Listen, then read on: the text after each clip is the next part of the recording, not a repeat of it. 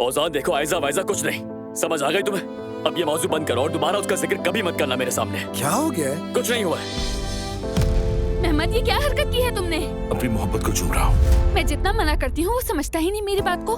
दिमाग खराब हो रहा है मेरा। देखो, उस लड़की ने तुम्हें किस हाल में पहुंचा दिया। अगर तुम्हारी उम्र में तुम्हारे बाबा के हाथ में ये ब्रेसलेट आता तो वो इससे एक पूरी सल्तनत खड़ी कर देते। देखो, मैं अच्छी तरह से जानती हूँ कि तुम पूरी रात उसी आवारा लड़के के साथ ही, जिसकी वजह से अपना रिश्ता खराब कर रही हो। मैं तुमसे अलहदगी चाहता हूँ, इसके अलावा और कोई चारा नहीं। लेकिन मैं तुमसे बहुत मोहब्बत करती हूँ अम्मी।